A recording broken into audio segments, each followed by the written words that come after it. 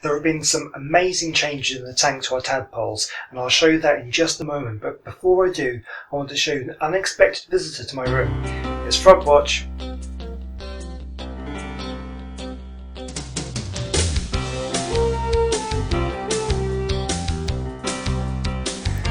Right, we have a visitor to our room. This is a damselfly. Now you can tell it's a damselfly, not a dragonfly, because of the way it holds its wings. The wings are held at rest backwards like that, whereas a dragonfly holds them out to the side. Also, dragonflies are much bigger than this.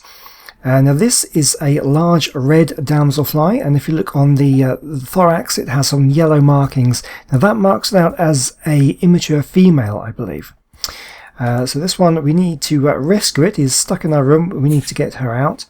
So let me tell you a little bit more about them. So as I said, this is a large red damselfly. There is another species called a small red damselfly, which is of course a little bit smaller than this and is not as widespread. These ones, the large ones, are pretty common and are found pretty much throughout the British Isles, apart from maybe northern Scotland. They also, you can tell them apart also because these ones have black legs, whereas the small ones have, I think it's orange legs, the coloration. So let's gently get this one out, and we'll hopefully try and get a bit of a closer look to her as well. I think she's just landed on this doorway here. We'll get a closer look up here. So the red ones, the red damselflies are the first ones to appear. They're the earliest species to appear and to hatch out. There is another species that we get quite often. You can see the yellow markings there really clearly. It's absolutely gorgeous. Another species we get around here is a blue species. Now they appear a little bit later in the year. So let me just come around here. We'll get another close look before we sort of rescue her and get her to go outside. And yes, absolutely gorgeous. They look so nice. You can really see those markings on her, the red body and the yellow thorax. Let's try and nudge her a little bit outside like that. And I'll also, once we get her outside, I will show you where she's come from, or not necessarily her, but where they've hatched out from. Right, so we've got her over to the corner of the door. We just need to nudge her a little bit more and we'll get her out. There she goes. And she flies away. So yeah, let's have a closer look out of the pond, and I'll show you something very interesting over here. You can see on the pond here we've got these water irises, and they are sprouting, and they're brilliant because the nymphs of the damselflies and dragonflies use these to crawl up. You can see here, there's some nymphs. They've crawled up out of the water, they're ready to hatch, and they stay on the leaf. And there's another one down here as well. And what they do, the skin splits open and the adults will crawl out and emerge and dry out in the sun before flying away. Now remember, I think I mentioned in a previous episode that the best way to find out about something is to poke it with a stick and see what it does. So I'm going to do that here. I'm going to get a stick and give them a little bit of a poke and to see what happens.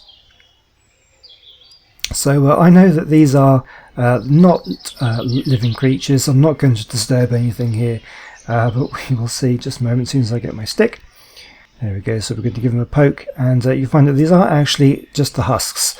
They're not living creatures, they're dried up husks. The adults have already emerged. These are just empty casings.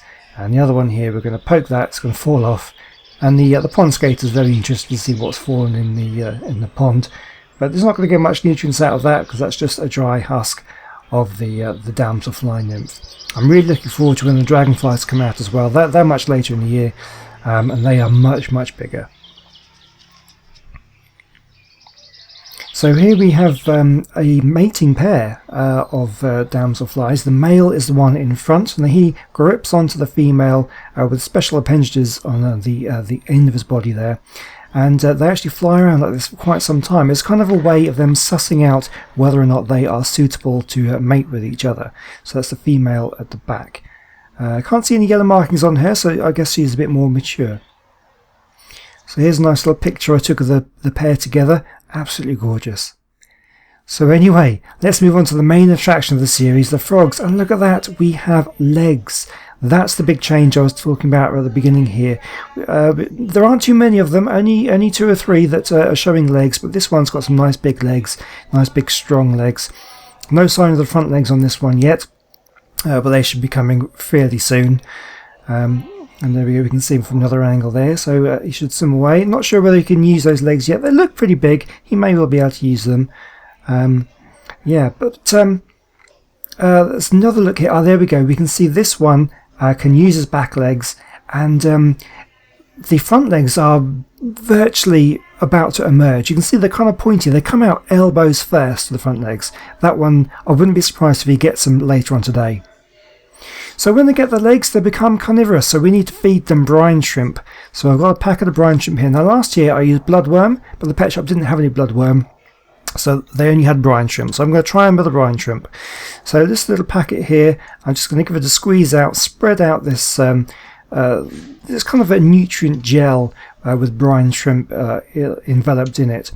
And it just has a lot of protein in it, and the tadpoles will really love this, or I hope they will really love this. They certainly loved the bloodworm last year, and this should be the same sort of thing. So it looks pretty much the same as the ones I fed them last year. So I'm just going to give it a bit of a squeeze. I should have pulled a bigger hole at the top there because it's not coming out very easily. And then I spread that all over the tank, and they should hopefully just start nibbling on it. It gives them extra protein. Even though before they get the legs, they're herbivorous, they will eat plant leaves and things. They don't need to eat meat and things, but they will eat the protein. As soon as they start growing the back legs, they will begin to turn carnivorous, and that's when they need a little bit more meat in their diet, so to speak. So let's give them a few minutes to kind of figure out that it's there. And yeah, here we go. This is the first one, a little one. He's got no legs at the moment, but even though he's sort of a herbivore, he will love the protein, and he's nibbling on that one. And that should make them grow up nice, big and strong. Here's some other ones. You can see actually the size difference there. We've got quite a big one there and a very small one there as well. There's a big size difference between the tadpoles, but they all are absolutely loving this stuff though. So brine shrimp is a big hit. I've got plenty of packets of that. That should last me a while. I'll make sure I feed them every couple of days. And anything they don't eat will be picked up by the water louse that are in there. The newt tadpoles are there. Yeah, so I'm really looking forward to seeing a bit more of them later on. There's some big changes coming, and look forward to that. I'll see you next time.